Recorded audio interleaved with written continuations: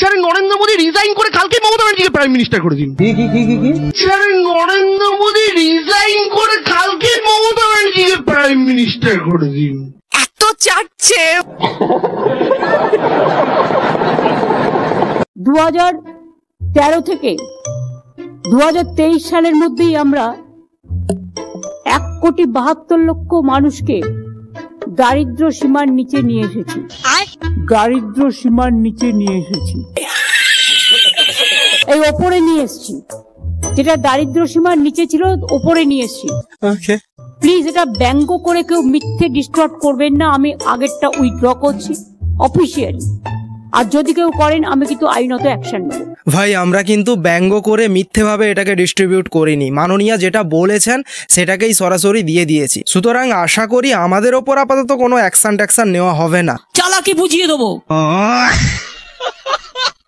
আমরা মাননীয়া মমতা ব্যানার্জির নির্দেশ মতোই আন্দোলনে নেমেছি। আজ থেকে জাস্ট কয়েকদিন আগে একটা যে সুবৃহৎ আন্দোলন আমরা দেখলাম বিএলওদের, যেখানে আবার 100 জন আন্দোলনকারী যদি থেকে থাকেন তার মধ্যে হয়তো দেখা যাবে 95 থেকে 96 জন যারা রয়েছেন বিএলওই নন। যাই হোক, ওই যে আন্দোলনটা আয়োজিত হয়েছিল ওটা কার নির্দেশে আয়োজিত হয়েছিল এনারা নিজের মুখেই বললেন। আমরা মাননীয়া মমতা ব্যানার্জির নির্দেশ মতোই আন্দোলনে নেমেছি। ইনি এটা বলতে চেয়েছেন বলে বলেছেন নাকি ভুল করে বলে ফেলেছেন মিডিয়ার সামনে, সেটা তো একমাত্র ইনিই বলতে পারবেন। মুখ্যমন্ত্রীর সঙ্গে কথা বলার চেষ্টা করি। আমরা আমাদের বিএলও অধিকার রক্ষা কমিটির তরফ থেকে মুখ্যমন্ত্রীর কাছে আমরা আবেদন করেছিলাম। সেই মুখ্যমন্ত্রীর তরফ থেকেই আমাদেরকে বলা হয়েছে তোমরা আন্দোলনে আসো। আমরা মাননীয়া মমতা ব্যানার্জির নির্দেশ মতোই আন্দোলনে নেমেছি। দারুণ দারুণ। আচ্ছা, একটা কথা যেটা না বললেই নয়, আমরা পলিটিক্যাল ভিডিও বানাই কিন্তু তার মধ্যে খানিকটা কমেডি থাকে, কমিক সেন্স থাকে। কিন্তু যাই বানাই না কেন এটার মধ্য দিয়েও আমরা আমার এই বাংলার মানুষকে কিছুটা সচেতন করার চেষ্টা করি, কিছুটা জাগরণের চেষ্টা করি, কিছুটা পরিবর্তন আনার জন্যে আমরা যথেষ্ট চেষ্টা করে থাকি। কিন্তু মাঝে মাঝে মনে হয় যে আমরা কাদেরকে জাগাচ্ছি বা কাদেরকে জাগানোর চেষ্টা করছি যারা মৃত অলরেডি। কেন বললাম কথাটা? যেখানে এই ধরনের দোগলাবাজ সনাতনীরা থেকে থাকে তাদেরকে ভাই কি জাগাবো? এই যে দেখো, একদম বলবো না, কখনোই বলবো না। জয় শ্রীরাম। ওরা হিন্দু রাষ্ট্র করতে চাইছে, হিন্দু রাজ্য করতে চাইছে, এটা তো আমরা হতে দেব না। হিন্দু রাষ্ট্রের দিকে যাওয়া মানে অন্যান্য ধর্মগুলোকে পদদলিত করা, সেটা আমরা কখনোই করতে পারি না। কারণ আমরা সবাইকে নিয়ে একসাথে ভারতবর্ষে রয়েছি, পশ্চিমবাংলায় রয়েছি। বিজেপি পশ্চিমবঙ্গে যে আসতে চাইছে বা বাঙালির আধিপত্যকে মানে একদম দখল করতে চাইছে, বিজেপি এতদিন পশ্চিমবঙ্গের জন্য কি ভালো কিছু কি করেছে? কিছু করেছে কি ভালো? কিছুই তো করেনি। পশ্চিমবঙ্গের জন্য কি করে? এইবার ভাই তোমরাই বলো, আদৌ আমার এই পশ্চিম বাংলার কোনো উন্নতি হওয়া সম্ভব যতদিন পর্যন্ত এই ধরনের পাবলিকরা রয়েছে এখানে? একটা সিম্পল অসুবিধার কথা হচ্ছে 2002-এর এসআইআরটা 2 বছর ধরে হয়েছিল, সময় নিয়ে হয়েছিল। 2 বছরের টাইম পিরিয়ডটা কমে এলো 2 মাসে। ভাই এ হলো সর্বকালের সর্বসেরা চটি চাটা। না এটা আমি বলছি না, এটা এ নিজেই মানে। আর আমি তো গর্ব করে চটি চাটি, আমার কোনো অসুবিধা নেই। বাংলার চটির অসাধারণ স্বাদ, আমরা বাংলার চটিই চাটবো। এই মুহূর্তে দাঁড়িয়ে, এই পরিস্থিতিতে দাঁড়িয়ে যখন এসআইআর এর মধ্যে আমরা নামছি তখন 2 বছরের টাইমটা কমে 2 মাস। ইলেকশন কমিশন কি বললো? টেকনোলজির অ্যাডভান্সমেন্ট হয়েছে, তাই কোনো প্রবলেম হবে না। বিএলওরা কেন মারা গেলেন? সর্বত্র মারা যাচ্ছেন কারণ 2 বছরের কাজের প্রেশার 2 মাসে দেওয়া হয়েছে। আপনার যারা বাড়ি তৈরি করছে বলেছে 2 বছর লাগবে বাড়ি তৈরি করতে, তাদেরকে যদি বলেন 2 মাসে বাড়ি তৈরি করতে হবে, তাহলে শ্রমিকগুলোকে কতগুলো ইট মাথায় তুলে 1 মিনিটে উপরে তুলতে হবে সেটা কল্পনা করে অঙ্কটা আপনি করুন। এই প্রত্যেকটা বিএলওর উপরে কি যাচ্ছে আপনারা কল্পনা করতে পারবেন। অর্থাৎ এক কথায় বলতে চাইলে এবিপি আনন্দের মঞ্চে দাঁড়িয়ে, যুক্তিতর্কের মঞ্চে দাঁড়িয়ে দেবাংশু ভট্টাচার্য কি বলতে চাইছে যে 2 বছরের এসআইআর এর কাজটাকে জাস্ট 2 মাসে করা হয়েছে। আচ্ছা, এই কথার প্রত্যুত্তরে আমি অলরেডি এর আগের ভিডিওগুলোতেও আমি বলেছিলাম, এই ভিডিওতে আমি আর বলছি না ভাই। তোমাদের এবিপি আনন্দেরই সঞ্চালক সুমন দে তার কথাটা একটু ক্লিয়ারলি একটু ডিটেলসে শুনিয়ে দিচ্ছি, তাহলেই এদের মাথাটা একদম ক্লিয়ার হয়ে যাবে। আসলেই যে বলা হয় না এসআইআর 2 বছর ধরে চলেছিল, কেন বলা হয় আরেকবার শুনে নাও। এসআইআর শেষ হয়েছিল 2002 থেকে 4, কিন্তু পশ্চিমবঙ্গে 4-এ শেষ হয়নি। পশ্চিমবঙ্গে এসআইআর এর খসড়া ভোটার তালিকা প্রকাশিত হয়েছিল 4 ফেব্রুয়ারি 2002। সেটা সংশোধনের পর ফুল অ্যান্ড ফাইনাল তালিকা প্রকাশিত হয়েছিল 12 এপ্রিল 2002। কোথাও 2004 নেই। 2004 বলা হয় তার কারণ ভারতবর্ষের মতো বিপুল একটা রাষ্ট্রের গোটা সবকটা রাজ্য মিলিয়ে 2-তে শুরু এবং 4-এ শেষ বলে খসড়া ভোটার তালিকা পশ্চিমবঙ্গের ক্ষেত্রে বেরিয়ে গেছিল 4 ফেব্রুয়ারি।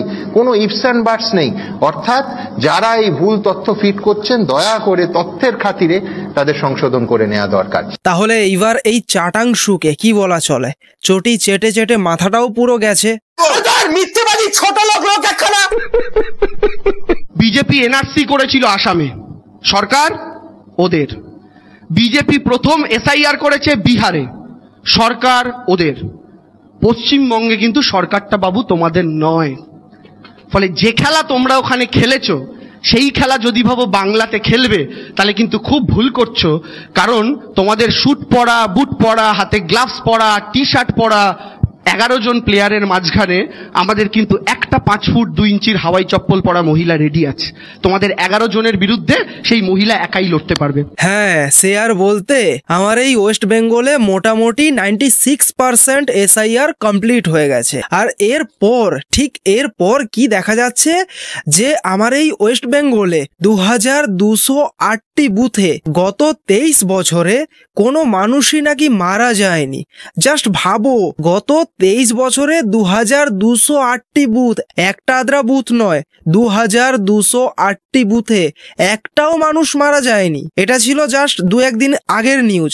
আর ঠিক এখন নিউজটা পরিবর্তন হয়ে গেছে, এখন নথিটাও পরিবর্তন হয়ে গেছে। 2208 থেকে সরাসরি 480-তে পরিণত হয়েছে, যে 480টা বুথে কোনো মানুষই মারা যায়নি গত 23 বছরে।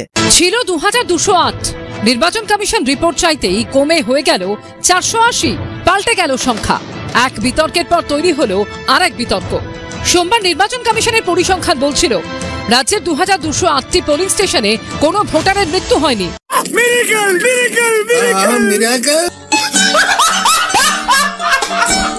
যাই হোক, এতদিন পর্যন্ত আমরা আমাদের পরিবারের মা কিংবা ঠাকুমা এদের লক্ষ্মীর পাঁচালী এটা পড়াটা শুনতাম, কিন্তু আজকে আমরা এই চাটাংশুর চটি পাঁচালী শুনবো। দূর হতে শোনা যায় খেলা হবে ধনী, রাজপথে পুনরায় চেনা দিদিমণি। পাগল হইবে মোদি হারিতে হারিতে, শুভেন্দু ফিরিবে তার কাঁথির বাড়িতে। দিলীপ দা ফিরে যাবে বৌদির কাছে, লকেট দি সিনেমায় কৌস্তব দা গাছে। নির্মল থাকিবে বঙ্গ বাঙালির বাস, সকল শত্রুর যেন ওঠে না বিশ্বাস।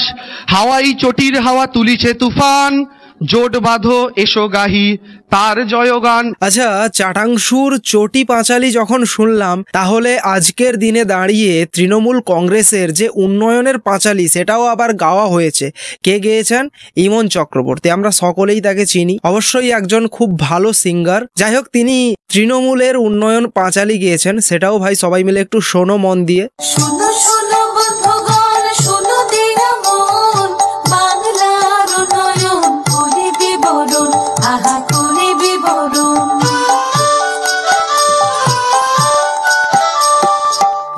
প্রসাদের সুরে লালনের স্মৃতি, রথ টানলে দুর্গা আসা বাংলার রীতি। একই চাঁদে হয় দোল ঈদের আজান, সবে মিলে গাই মোরা সম্প্রীতির গান। বাংলার মামাটিকে নমি অবশেষে উৎসর্গ করি জনতার উদ্দেশ্যে। প্রতিটি পংক্তি এই পাঁচালী গানে, মঙ্গল হোক ঘরে ঘরে প্রতি মানুষে। আশা করি সবার ভালো লেগেছে। যাই হোক, সবার নিজের মতামত অবশ্যই কমেন্টের মধ্য দিয়ে জানাতে পারেন। আজকের ভিডিওটা এখানেই শেষ করছি, তো দেখা হচ্ছে নেক্সট ভিডিওতে। জয় হিন্দ। লাইক और शेयर ठोक दीजिए महाकाल का।